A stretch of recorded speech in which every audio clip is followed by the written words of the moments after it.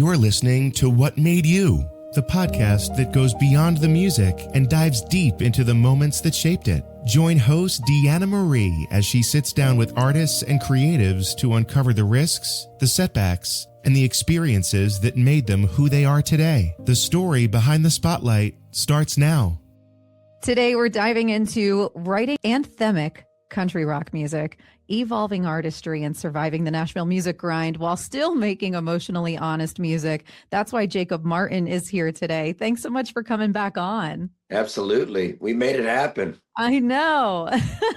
The last time you and I spoke, we talked a lot about you like really grinding it out in Nashville. And since then, can you tell us like in the last year, like what's changed the most? Has it been like your career, your music, the direction you're moving? Like what's been going on with you?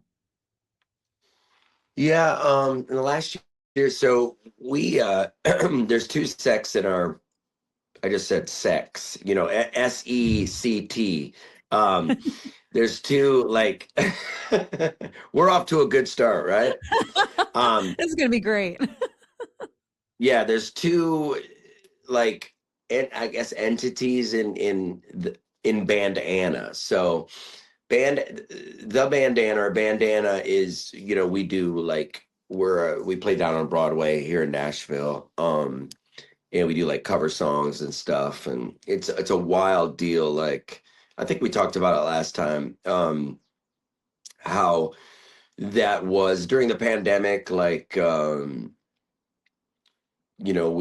everybody had these, we had bands and we're doing the road and different stuff like that, and then that happened, and it kind of was a shift. And my buddy was talking about Broadway. He's like, man, you can really make money down there, and and I'm like, Broadway, like I'm not playing Broadway, like it's like nose up to it, because all the, like, a lot of industry people when I came into town was like, don't play Broadway, that's just looked down upon or whatever. And there was a lot of like pride in that. I was like, I'm not, I don't want to go whatever cover songs and stuff like that. And but I did, we started doing it acoustically, and then yeah, I was like, wow, like I have a family now, a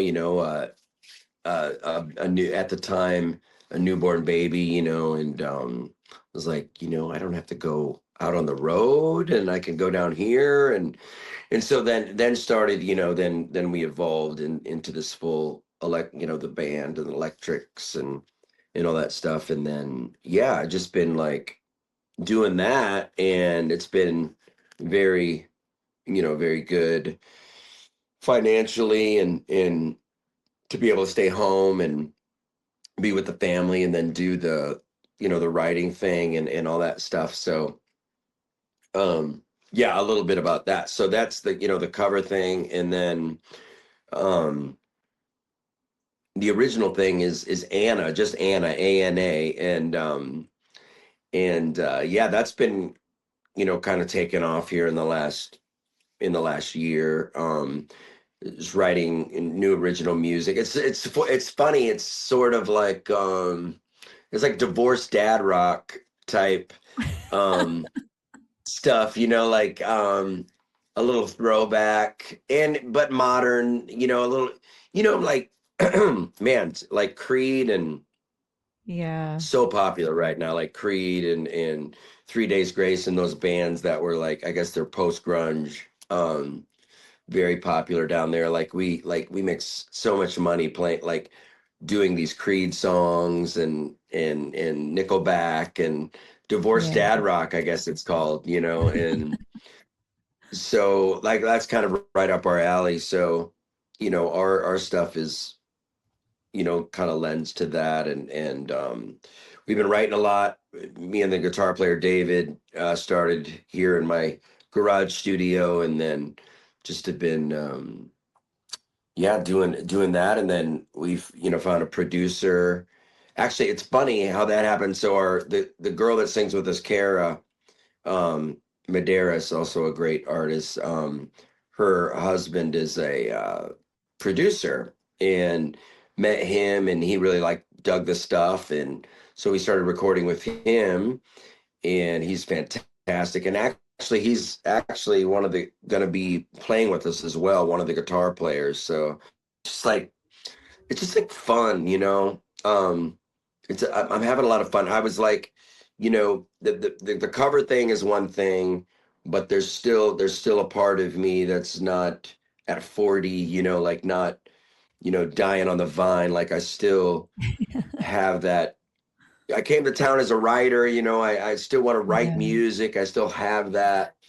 And so that self-expression comes out in the original Anna. And I remember saying to myself even a year ago that I just want a garage band, you know what I mean? Like just some dudes in the garage, like, you know, like you know, doing original stuff. And I guess I prayed about it, and here we are. We actually have rehearsal in my garage studio in a couple days, for a show that we have July 19th at the Cobra.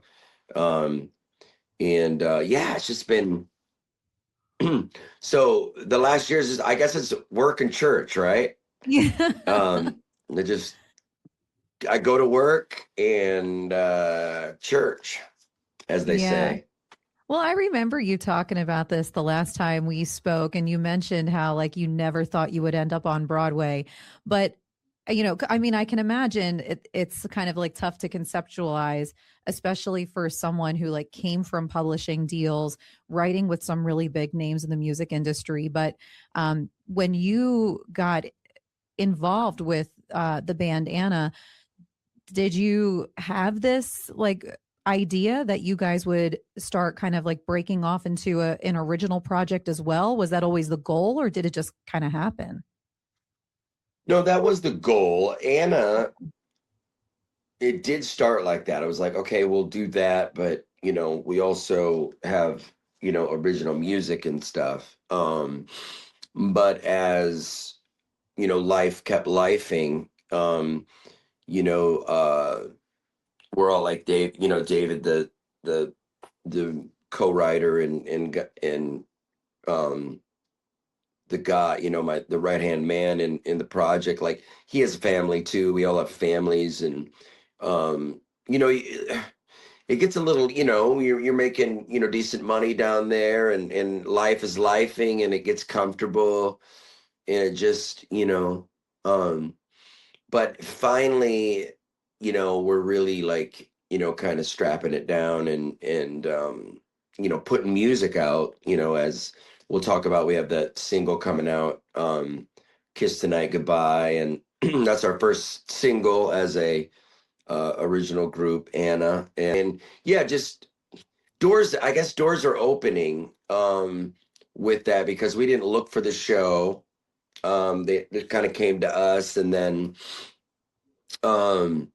what somebody was like, hey, you want to do a video? And we're like, oh, video. And so that's in the works of doing a video for that song. Just doors opening, you know. Um and we're just having fun, man. Like I'm kind of making light of it. Like I'm like, I don't know if you've seen my post, but I'm like, somebody come get your dads. They're in the studio again, you know. You know what I mean? Like, come get your dads. They're like putting out new music. And we talk like that kind of stuff, and we're just having fun with it, you know? Having fun, and I guess we got to be careful, because when you know, when you start having fun with it, I don't know, it grows legs a little bit, you know. Well, you mentioned that like this was always the intention, right, for the band Anna to break off and become Anna and write original music. But with this being like the first song that you're about to release together, did you find yourself getting sidetracked because working on Broadway just kind of like sucks the life out of you, or because like the money's hard to walk away from sometimes, or like what was it that like kind of caused all that like delay in the process? The delay in the process, yeah. Of course, family. You know, we both have children, you know, I've Gibson's 5 and she has and he has Naomi and a new child, actually, Wyatt, a new boy, and that, and you know, 4 nights. I guess we do 4 nights a week. You know, that's a lot. You Yeah. know, that's a full-time deal. Yeah, like that. You know, the family, I think, really, again, in today's world, you know, I see these guys everybody's just grinding and grinding, like it's all they do, you know. Yeah. Content, you can't just make music anymore, it's content. And I mean, yeah, it's mostly content. And which is something we'll talk about, hopefully. It does, like, you know, you have to constantly on Broadway, you're learning new songs. Yeah. Stuff that maybe comes out, or always trying to expand the repertoire of what you can do, you know, what you can do, because oh man, so when we open ourselves to these $20 requests or whatever, like you open yourself up to so many tastes in music. We know so many songs, like it's ridiculous, like hundreds and hundreds of songs.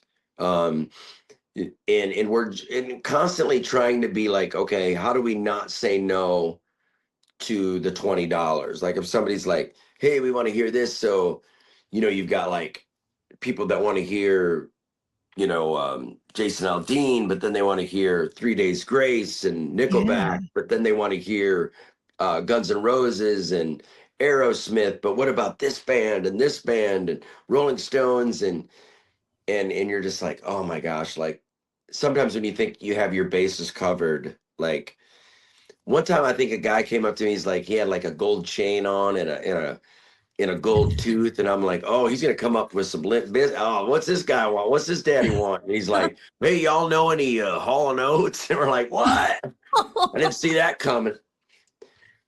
And we're like song to song to song to song to song, like we're the honky tonk Vegas show. So, and that's what they want. Like, and I think that's one of the reasons, if, you know, not to sound immodest, that we're playing the bigger stages, because that's what they want. It's like Yeah. the execution, but then, you know, I know you had PJ Ferguson on here. He's another guy. We kind of do the same thing. It's like, there's no, it's DJ set. There's no like, get done with the song and be like, all right, what are we gonna do next? Or Yeah. like, what, you know, like, how do we know that, you know, like stuff like that. It's like for, you know, 3.5, 4 hours, you're just going for it. And yeah, so keeping the repertoire open and always learning, I guess, takes it, gives it time, you know, time away from original stuff. And family, you know, it's like, again, somebody come get your dads. You know, you know, we're 40, you know. I think, and not to say, I mean, you know, that things can't happen or you can't chase it, you know. But you know, when you have a family, you know, I guess what's making the money? You know what I mean? It's like I'm Yeah. not I'm not a, you know, you know, can you imagine me being like, well, honey, I'm gonna do this original thing and only do a couple of nights down there, and we're, you know, and try to support our family. I got to imagine that it gets pretty tough when you've got a whole other life going on. I mean, you can't necessarily just like pick up and hit the road for 6 months, you know, and you've got kids No, at home. not if you want to be an ass bag. If you don't want to be an ass bag, you know. Well, honey, I'm leaving. All right, raise the kids. Real That's a life. young man's game. It is a bit of a young man's game, you know, Yeah. doing that.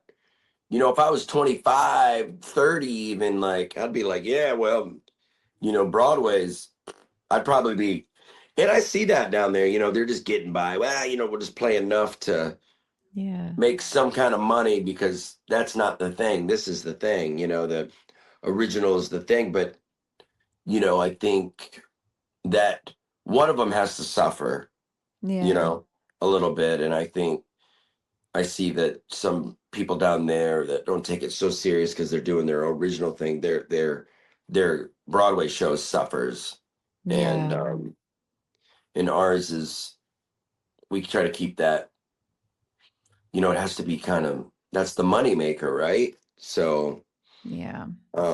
but there's a lot of variables, I guess, again, if I was younger, I would look at it a lot different, and I see that. Yeah.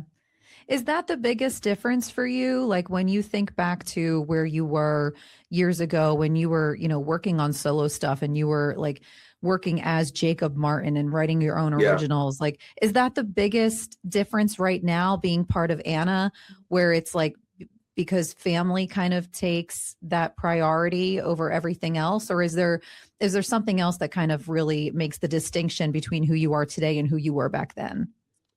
A little, that's great, because a lot of, that's a very good and loaded question, like, you know what I mean? Like, Yeah. I don't know why, we talked about this. I let it all out, like, last time. So there's a lot of, and I think, I need to be upfront and vulnerable about this. Like, so, when I came to town, things were great. I had a manager. He would really talked to people, and I signed a publishing deal, and we were the band, Jacob Martin, and we were booked by Buddy Lee Agency, which was a big agency, and we were working with the industry. I was writing with hit writers and people that, that I'd only seen at the time in CD sleeves, like, and it was such an awesome thing. And like, yeah, so all that's going on. I suppose I was like 30, 32, 30, something like that, 30, 32, whatever. Um, and yeah, just doing, doing all that, and having that happen, and having, with songs on, regional radio play, and being sort of the hometown. Like, I remember we were on my big country station out of Sioux City, Iowa, and they're like, "Oh, that's the guy," and everything was like going, there. And then the band broke up, and after that happened, I tried to do the solo thing. I did some cool things, worked on a CD with some tunes with the guy from Shinedown and Eric, and who he produces and plays with them, and that was so cool. That was the last ditch effort. Good management, but it just didn't work out. And like, yeah, so the tying that back to the Broadway thing, like, I had written with people like Luke Combs and those guys, and I wasn't gonna, you're gonna take me down to Broadway and I'm gonna play a Luke Combs song, Yeah. that feeling of like, oh, like my band broke up and I didn't make it, and now I've got to go play these songs of people that I've written with, and man, that was a big deal, and really dark spot in my life and career.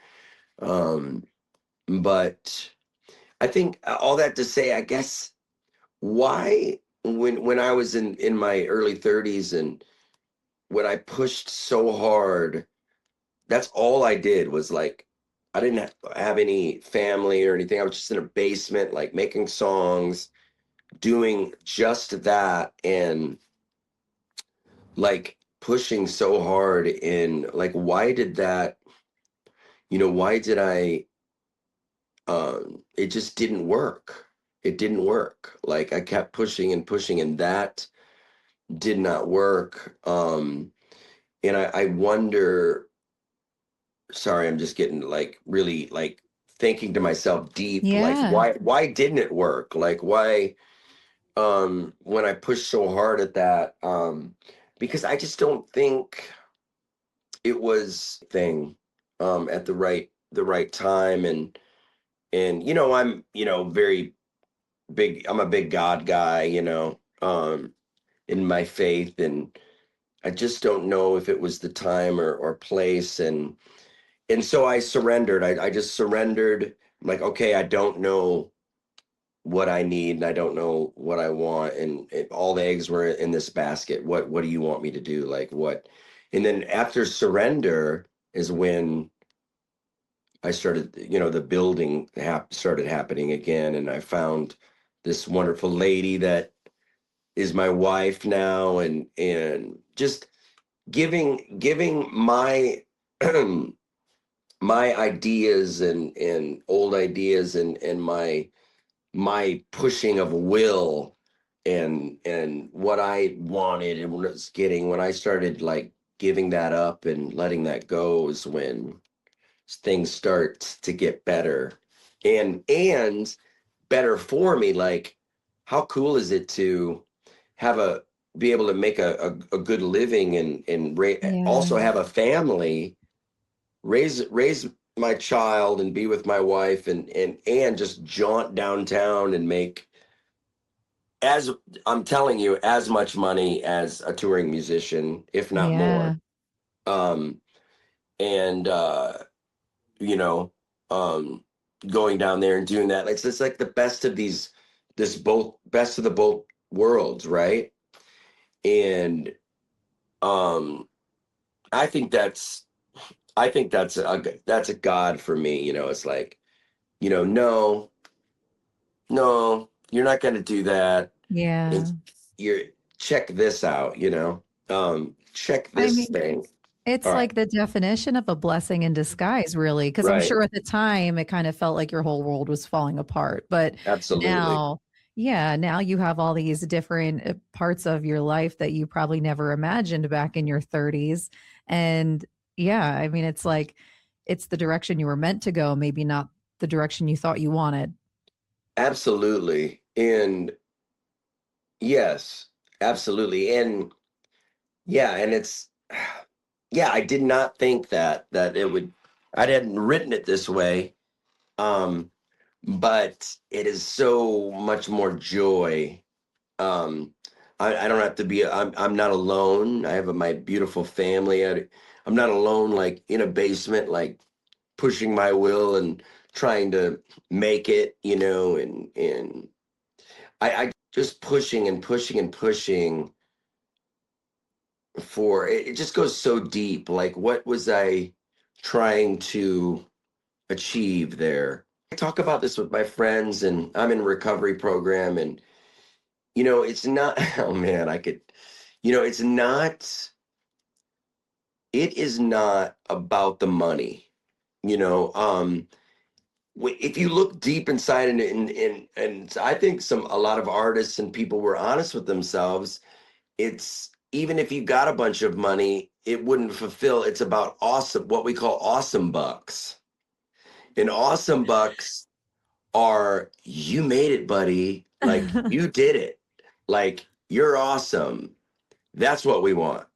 Awesome bucks. Right. Somewhere deep inside, maybe I didn't feel like I wanted to do good. I don't feel enough, and I need awesome bucks. I need to be the guy, and for my family and everybody to be like, well, you did it. You made it, you did it.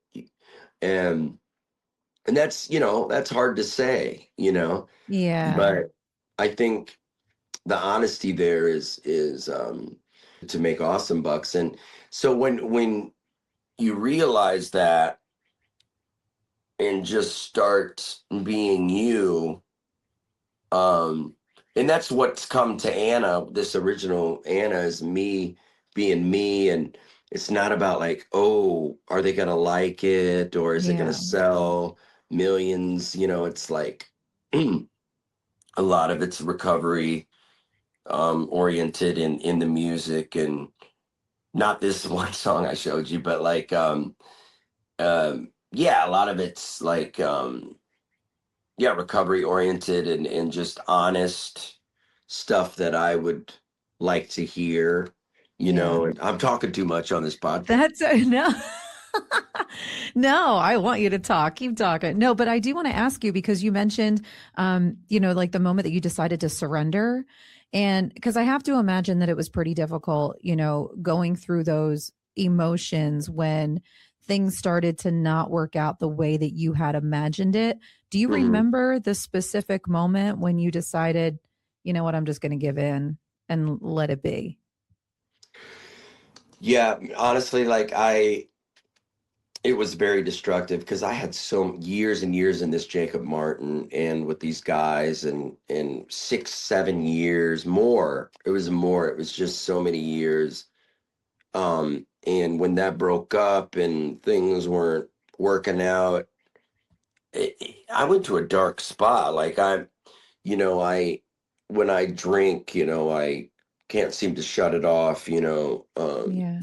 And then I want to, take it further and dabble in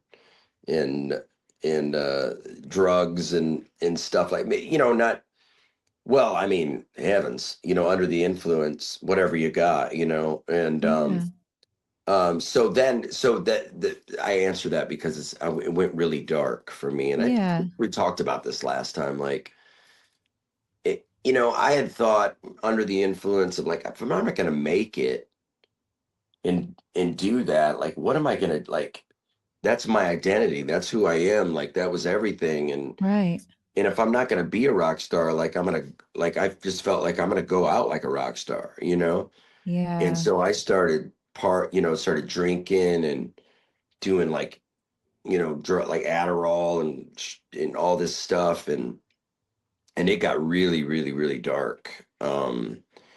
And I was, on a mission to, you know, go out, like a rock star, whatever that means, it's just like F it, F this if I'm not going to get what I want. And yeah, so it got really, really dark. And I think all the way dark to, almost, I think I went to the hospital, something like somebody rushed me to the hospital because something was going on, um, and from like taking too much stuff, Right. and then I just had a moment of all the way down to the bottom, and it was like, what am I going to do? So I called some people that I knew from recovery and started going to meetings and that's a lot of those meetings are always talk about a surrender, to a higher power and just it got all the way to the bottom to me to finally be like, okay, I give up, God, what do you think? As what I said, Yeah. you know what I mean? It just, yeah. What was the question again was, It sorry. no, I mean it was you're pretty much on the mark here, I think, because you're walking me through this moment. Like, do you remember the exact moment when you decided I'm just going to give in and let it be? Yeah, that was it. All the way Yeah. to the bottom to surrender to on the knees, to a Yeah. surrender position, um to where I could have died or whatever, overdosed and so all the way down and then surrender and then there's meetings and just I give up because I tell you, I've learned a lot. Like I get wrapped up in expectations and um, eh, let's see, results and expectations, right? Yeah. So it's like I want it now. I want it now. It's not enough. Am I doing enough? I need to be doing more. Yeah. Go go go go go like this town and music and I just have learned so much of I am not a lazy person. I'm gonna do the work. Yeah. I have the fire still, even though I'm, like I keep thinking like 40's old, but like, no way.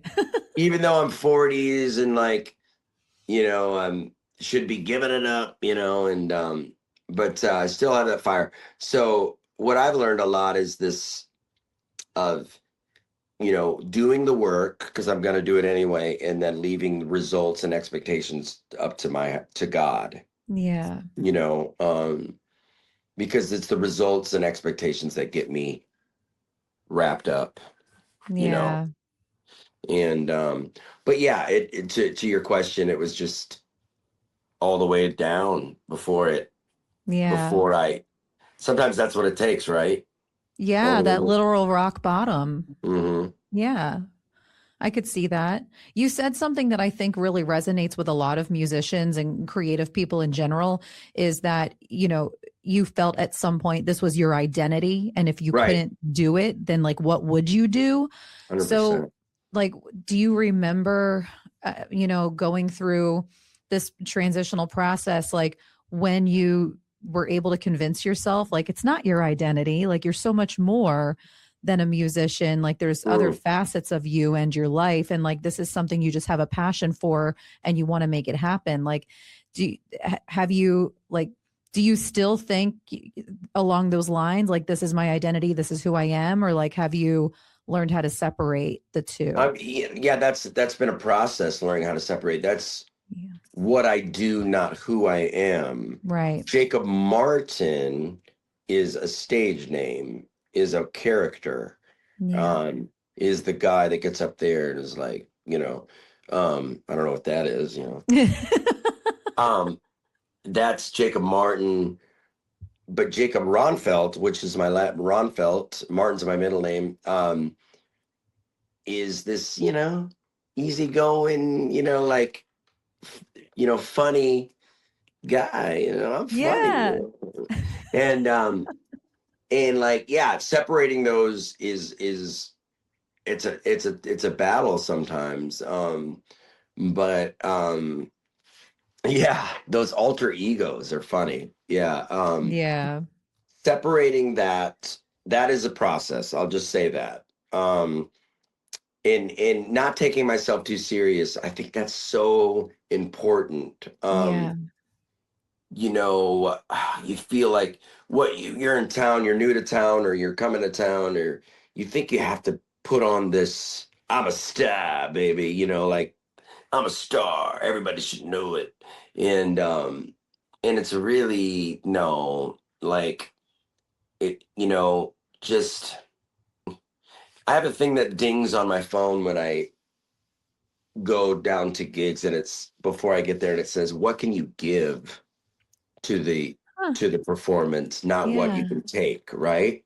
So it's about them. Like I'm giving performance, and yeah, it's I'm singing and I'm the front guy, all that stuff, but like what can I give to them rather than take? It's like I'm there for them. They're, it's not they're there for me. Like, you know what I mean?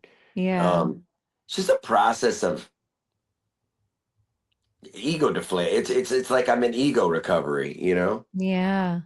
Yeah. I mean, I think that's really cool that you think of it that way, because I think it can feel the opposite sometimes, especially when you're in like such a saturated environment, like full of talent, and people who are like Broadway in Nashville is like just the epitome of like talent overflowing and offering nonstop entertainment. Like, but I find it interesting that you decide to think of it as like, what can I give, not what are they giving me? Absolutely. Yeah. What can you give? So many, I'm a Christian, and so much of what I believe and what has been taught is what can you give, right? Not what can you give, not what you can take, And maybe some people were born with that. I know I know some people in town that were always humble and just like in that kind of mindset, and they did well. So funny, man, this business though, because you're promoting yourself, right? You're the product, but how do people, I mean, what do you think? Like, do people want me to show up and not look at them and get up there and be like, Prince, like, kiss the ring, kiss, and like be that guy, or just, I don't know. I think I can sometimes it's funny, I can sometimes take it too serious up there, and my band guys can feel the tension of like I'm wanting to push the show and make it great and perfect and in this, and I'm just kind of bitchy at them, like a James Brown they talk about, or some guy like that. He's like snapping at people like five, like he was like cutting their money off as they played if they missed notes and stuff. $5, and then or I could be the guy that is, which they have talked about it. David, guitar player, has talked about, like, kind of relaxed, easygoing, just going with the flow, but still very entertaining, and people are feeling that, like, I think nowadays people are really into the easygoing, relatable, vulnerable guy. Yeah. Well, it's just honest. And Right. we've caught your show at Tootsie's, right? Like we've seen you guys upstairs, like and the show's killer. Like, but I think it's because you accomplish exactly what you're trying to. Like, you connect, you don't seem like unattainable, or like, I don't know, like you couldn't be bothered with the audience. Like you're there for them. And I think everyone feels that. And so it like creates this connection between audience and musician, where everyone feels like they're in on the show with you.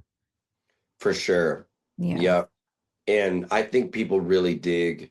Yeah, they do dig that. They do dig. Yeah. I fancy myself as funny. So so I'm always like, I kind of pick on them too, like, throw jokes out, and like, I think they like that. Yeah, I can feel it from the crowd that they're wanting to stay at the show, and that they're receiving it better when that's going on. Not like, look at me, and You mentioned something in our last chat. I don't know if you remember, but you said writing a hit song is like catching lightning in a bottle. Right. And like, I'm curious now that you guys have, your first song, Kiss Tonight Goodbye. Do you feel like you caught lightning in a bottle with that? I think it's a great song. I a lot of good reception with it. Man, I guess we'll see, right? I guess we'll see. I know that we felt like we had something, because like some of the other stuff is it doesn't outright say it, but it's recovery,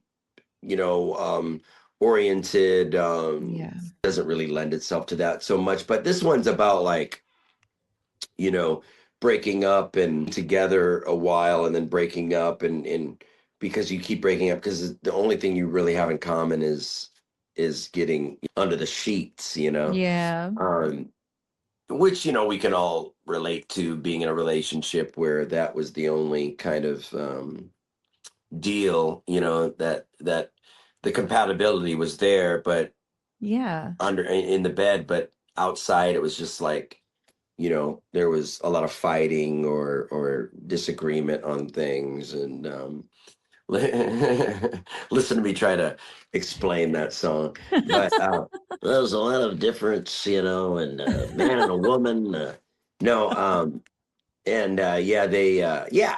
So this one it's a racy, you know, it's a little racy with the content of it, but it turned out very catchy and relatable. I think we fought as funny as like, does this really want to be our first single talking about this stuff or this kind of thing? But like, maybe it is, you know, like you were saying, it just felt like something that was a single and something that, you know what I mean, that needed to be, yeah, it felt like a single, right? Mm-hmm. I think it's the kind of song that almost anybody can relate to. Like, you know, that when you sent it to me and I was listening to it gave me the feeling of nostalgia, because it just made me think of like all the times that I might have felt that about somebody, you know, Right. so completely relatable. Awesome. Yeah. That's good. That's good. Yeah, lightning in a bottle. You know, gosh, when I think about my friend Greg Barnhill. He wrote this song, but it's a beautiful song. And you know, I love music, so I know so much music. And you can talk to me about country music, you can talk to me rock music, all this stuff. But there's a beautiful song called "Walk Away Joe" by Trisha Yearwood. Yeah. And he wrote, and he just felt like it was from above, you know, like came down, it was downloaded. And that's it's such a beautiful, do you know that song? I'm familiar with it. Yeah. But you know, that's like probably like one of those, you know, God bless the broken road. So, you know, like these songs those are lightning in a bottle, I tell you. But yeah, I remember writing a song with a couple guys that were our hit songwriters, and we wrote this song, and almost got cut by a couple people. It didn't quite make the full deal. It was on hold, as they say. But yeah, that felt like one of those songs, you know. Yeah. So you just know that, like, man, right. I don't know. Maybe someday I'll be able to do it, but these guys, like my buddy Jody, Jody Stevens, he's produces Luke Bryan, and he's written some number ones and stuff. And we talk a lot, and he writes like a job, you know what I mean? So it's like pretty much almost every day, like with guys, he's writing a song. And I mean, he'll say, well, you're gonna write like 500 songs and one is gonna be good, you know. One might get cut, right? And I love writing, but I'm not just gonna get into a room and write about making up a story about a girl, you know, with country music, like about a girl and drinking, or you know what I mean? Which is, you know, it's all well and good, but I'm just way too more into how music makes me feel, how music can make somebody feel, or like those bands like Shinedown and some of those that bare their soul. They're saying, everything's not okay. Sometimes I feel like, as gut wrenching as it is, not living. To be able to have somebody like a younger person or somebody relate to that thought and be like, they feel like I feel, and I maybe don't want to, commit suicide because this song is speaking to me, that now to change a life like that, or to have that sort of emotion from a song, is where, like, that's kind of what I dig. Is there a particular song that gives you that feeling where when you hear it, you feel like they feel how I feel, or you feel not so alone when you listen to it? Man, that's good. I was such a big U2 fan. Like I'm huge, like early U2, and that was a big deal. Their songs are so like kind of emotional. You know, you can hear the, like stuff like "We're the Streets of No Name," like "I Want to Run, I Want to Hide, I Want to Tear Down the Walls That Hold Me Inside." I want to reach out, touch the flame with the streets of no name. Like stuff like those songs, like stuff like that makes me like, ooh, like poetry, right? Yeah. Poetry. Kurt Cobain did it great. Like there's a lot of writing that was like he didn't lay it, like country lays it on the table. It's like, well, this is what we're talking about. You get up, you go to, you're going to work, and it's telling you. But those songs like U2 and Nirvana and but bands like 90 Live, remember Live, the band Live? Yes. Gosh, Lightning Crashes. Yeah. Those bands and that music didn't spell it out. So you can catch lines that maybe that lines that are meeting you where you are at your life. You know what I mean? Yeah.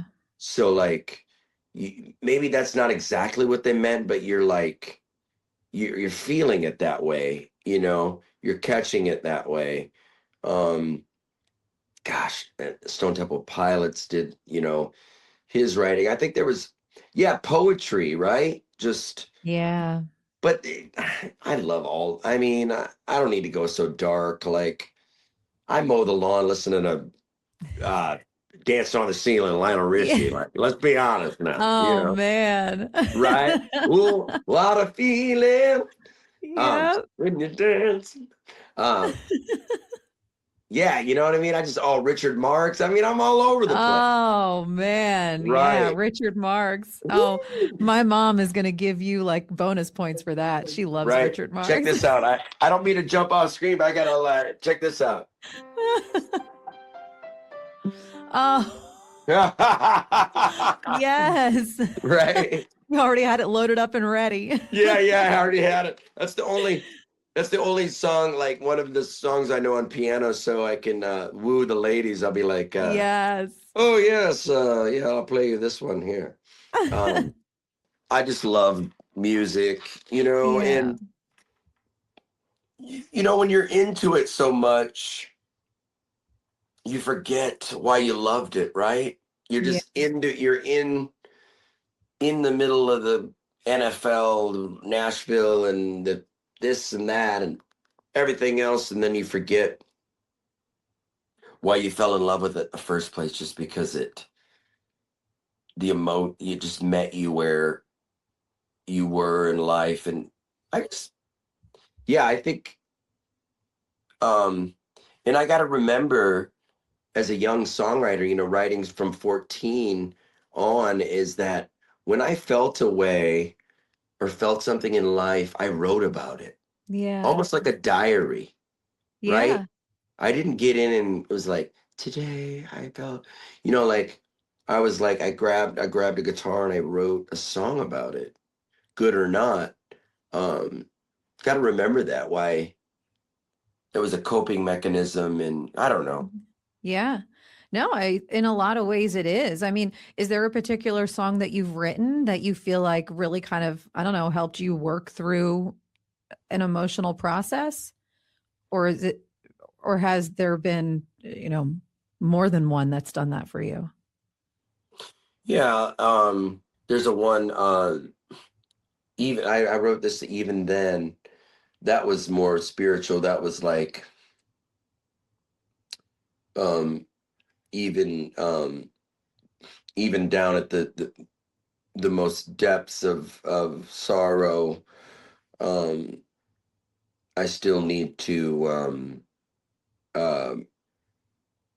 remember and praise God. That was that type of song. I remember that was sort of feeling downloaded. I was in the shower just kind of spitting these lyrics out. It was like, wow. What was that chorus? Um,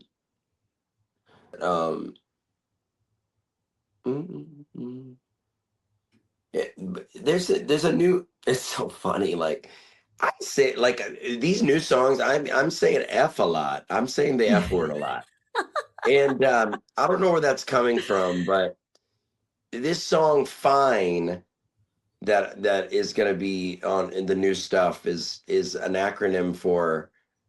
Can you cuss on this? Yeah. Okay. Yeah, sure. So it's an acronym for fucked up, insecure, neurotic, emotional. Oh. Yeah.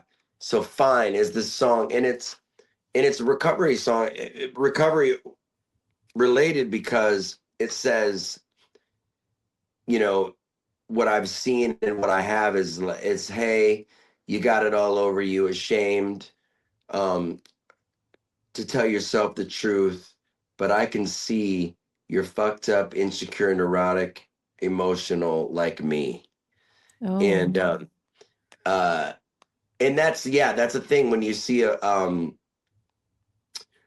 okay, so that's yeah, sorry, I'm not explaining it very good, but fine, I'm fine. You ask somebody, how you doing? Oh, I'm fine. Yeah. I'm fine, you know, and fine, you're fine is not a very good Right. and it's like you're fine, and that you hear that a lot in recovery, like I'm doing fine, and and so the acronym that I don't know where it came from, but it is in that recovery is you're fucked up, insecure, neurotic, emotional, fine, in but we talk about how we feel, and Yeah.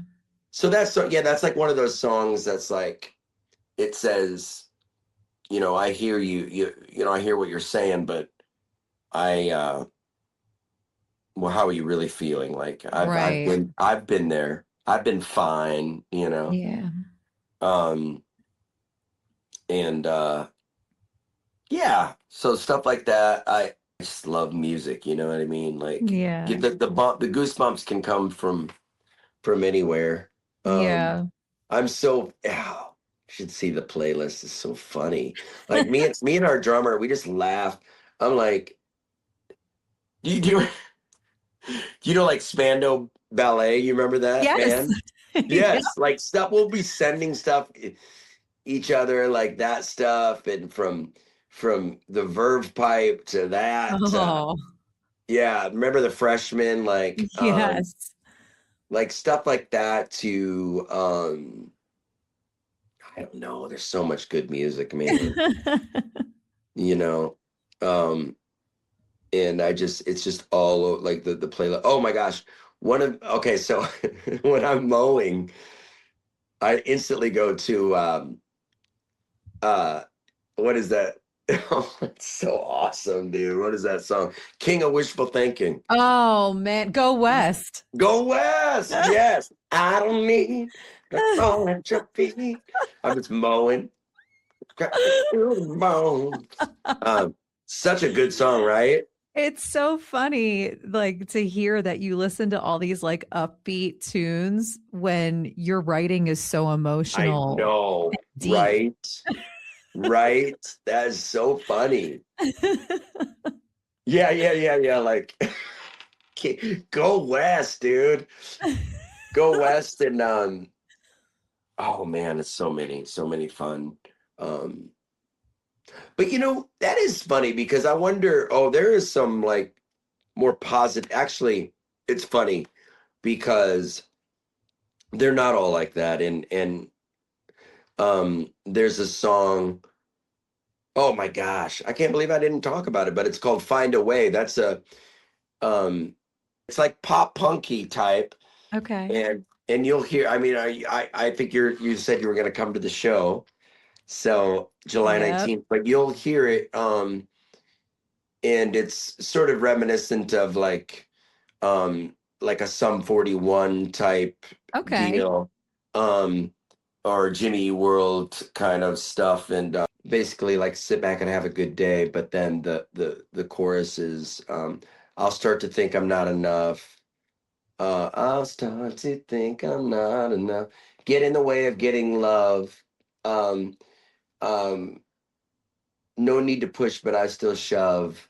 I'll find a way to fuck it up is basically what it says. And but it's in a happy, like, I guess you'd have to hear it, but to bring that I wanted to bring that up because it's not all like deep, because there's some kind of like, there's like, you know, positive, like pop punky kind of stuff. And there's one that's cute that I think you'll like. It's called Suit and Tie. And that one is talking about how I never thought of myself that I was going to be in a suit and tie. You know, it's like, that it's also pop punky type, but it's like that is sort of an omen of like, you can't, you pretty much can't disguise the heart. Like it's not, I've never thought I would be a suit and tie, you know what I mean? That it's like music was always the thing, you know. It's hard to explain, but well, that's really cool. And we'll get to hear like the whole variety of the songs that you guys have been working on together at the Cobra. Is that right? Yeah, the Cobra, July 9th. That's my birthday. Everybody has to go. It's my birthday. Yeah, now everybody's locked in. If you're in the area, it's a birthday celebration. July 19th at the Cobra.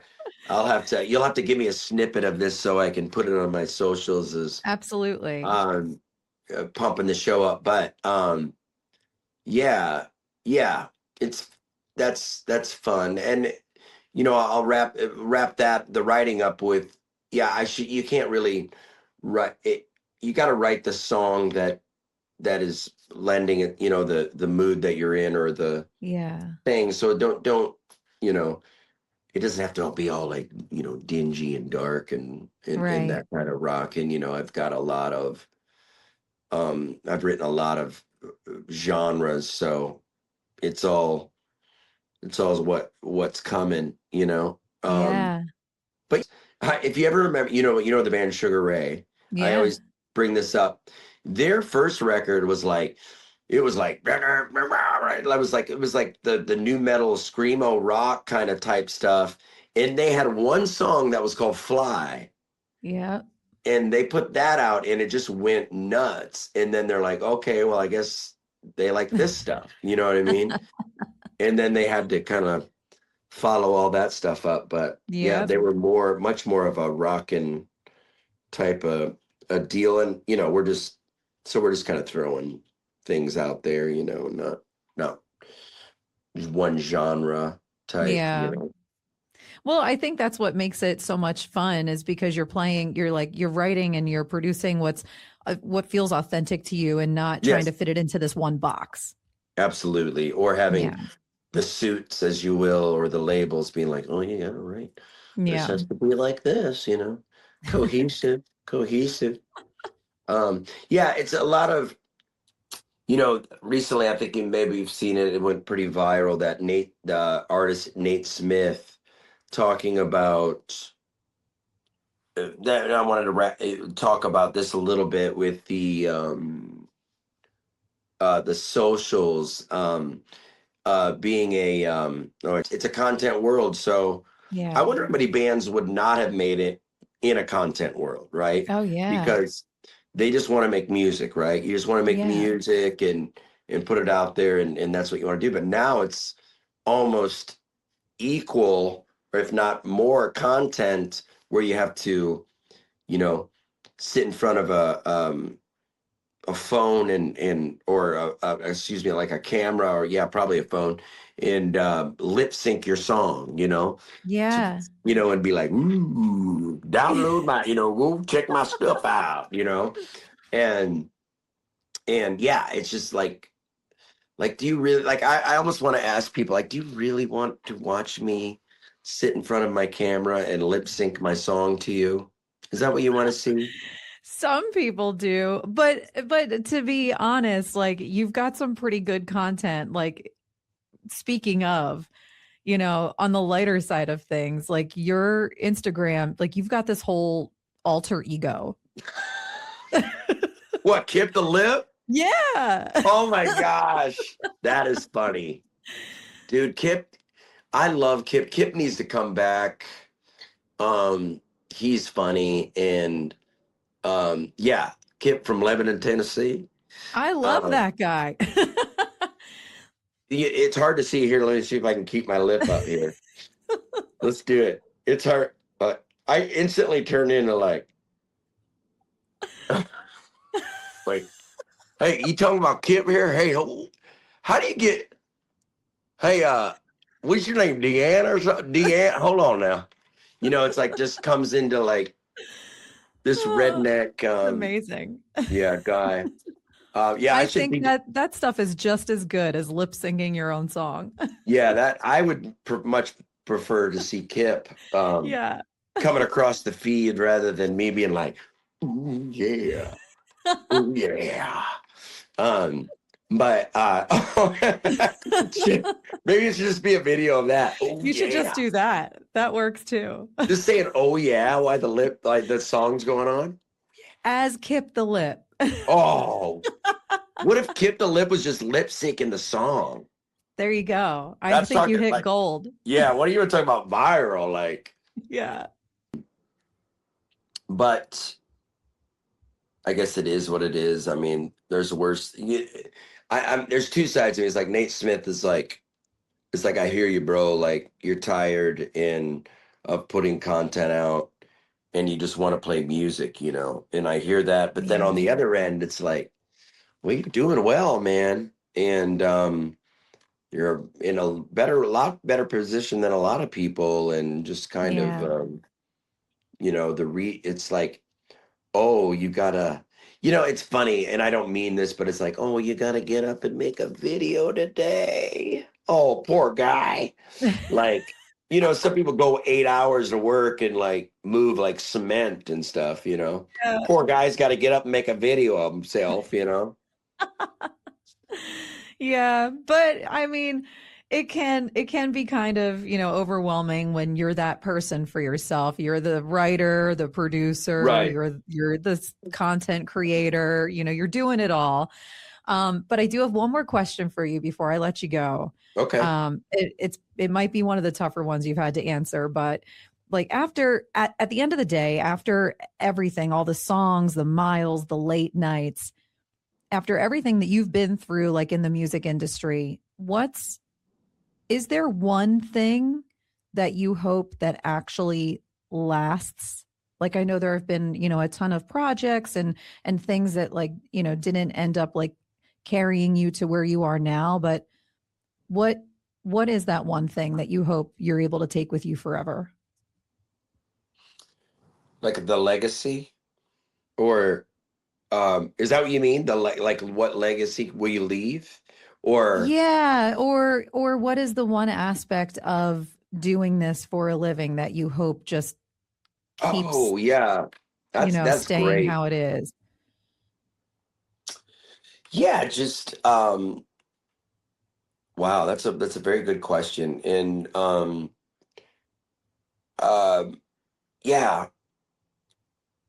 I guess songs left behind, and creativity left behind, and people seeing that,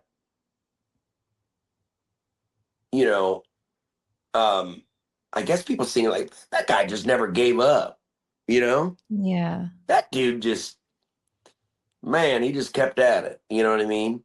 And because I think that is, I was just in love with music, and that's what I wanted to do, and I've become a self-made man because of it, of hanging on so long. I guess it's like the guy just knew what he wanted, and he just kept at it and never gave up, because that's what's going to separate the people that I think make it and the people that don't, is like, they just didn't give up. You know what I mean? They really didn't, like, because it's so hard, and it's like anybody that doesn't truly have the burning passion to create and make music and make it their life, you're gonna give up. because it's just it's too hard. You know what I mean? And somebody called me one time, said you're that Broadway star. I was like, Broadway star. It was like, you both complimented me and put me down in one sentence. No. Oh no. I'm just kidding.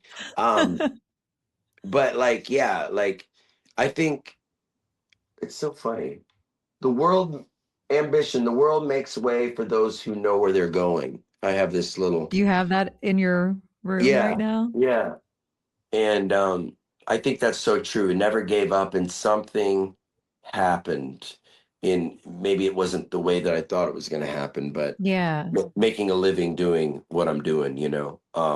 So yeah, just leaving behind songs and creativity. I think, yeah, it wasn't like everybody around me would be like, he was a big star, but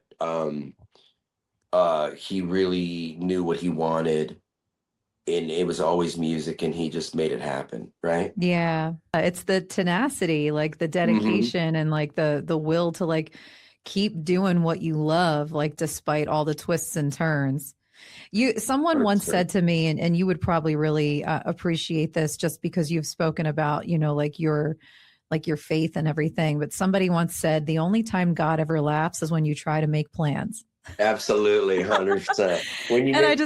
I always loved that. It's so funny. And that's so true. It's like, to make God laugh, tell him your plans. And it is so true. And I do think that God has better plans. And like I said,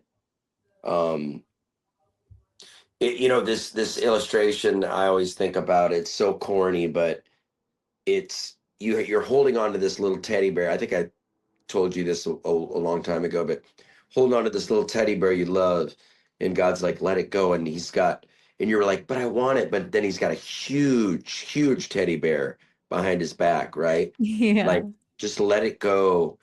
I've got something better, right? Yeah. And he really does. And as long as I let it, it's surrender. And so what a heck of a conversation. I know. Well, you're always so like open and honest and vulnerable. And I just appreciate you, sitting down with me again, because I love hearing more about your story and where you're headed next. And I'm really looking forward to the show. Yes, that's so cool. I'm going to start pumping the show, and you can get the tickets at cobra.com, and the single, and that coming out, and in the video, we'll see what's happening with this video idea here. That's going to be fun to think about and to do. So we'll just, keep seeing the doors that open. The teddy bear doors. The big teddy bear. And if you're in Nashville and you want to go out on Broadway, you catch the bandana, because you guys put on a killer show. Well, thank you. Yeah. Thank you. Yeah, we're between Honky Tonk Central and Kid Rock's and Tootsie's Roof, which I call the Rockin' Rooftop. Yeah. Those clubs. Well, dude, thank you so much. Like, I just appreciate your time and the conversation. And I just, appreciate you being here. And thanks so much for being on and dedicating, an hour and change to do this today. Hour and change. Yeah. And I thank you for having me. And you're awesome. And I love that you're doing this, and you should keep doing it, because you're great at it. And thank you. And it'll only take 10 years and it'll blow up. No, I'm kidding. I'll put out 1,500 episodes, but 1501 will go viral. That's the one. 1501. That's great. We hope you enjoyed this episode of What Made You. Follow the podcast on Instagram, Facebook, and YouTube to see exclusive behind-the-scenes videos and teasers of upcoming guests at What Made You Podcast.